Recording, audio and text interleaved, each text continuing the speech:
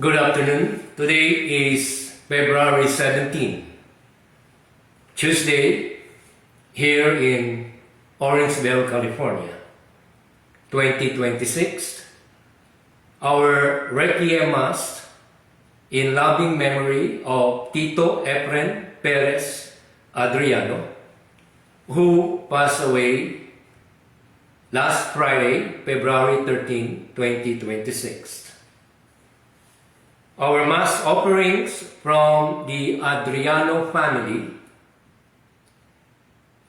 the only surviving sibling and brother, Generoso Perez Adriano, Melan Sionilo Adriano, and their 4 children, Jean Adriano, Ruby Adriano de la Cruz, Kenneth Adriano, and Carlo Adriano. Kuya Efren, whom I call him when he was still alive, will be interned today in the Philippines, February 18, 2026, at 1 p.m.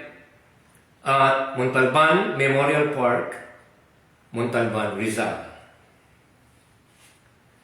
In the name of the Father, and of the Son, and of the Holy Spirit. Amen. Today we gather to say goodbye to someone we love. In moments like this, grief can feel overwhelming. The pain of separation can seem unbearable. And yet, as people of faith, we stand together not just in sorrow, but in hope. The readings we have just heard speak directly to this hope. A hope that does not deny our grief, but transform it. They offer us the profound comfort of our Catholic faith in the face of death.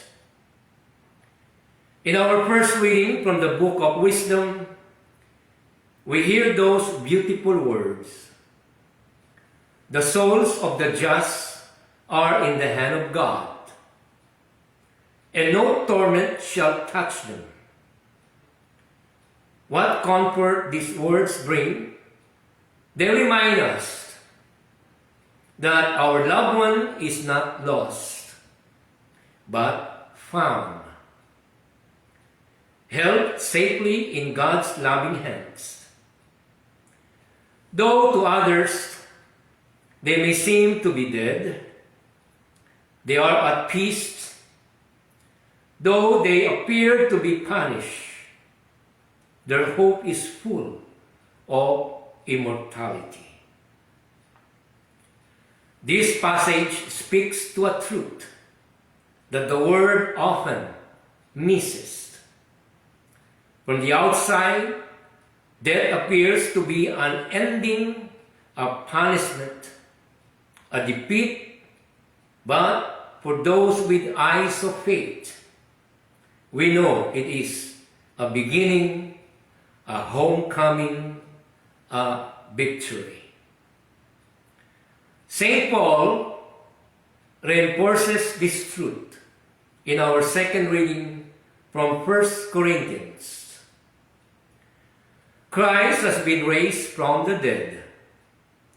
He proclaims the first fruits of those who have fallen asleep. Paul uses this beautiful image of first fruits, the initial portion of the harvest that promises more to come. Christ's resurrection is not an isolated miracle.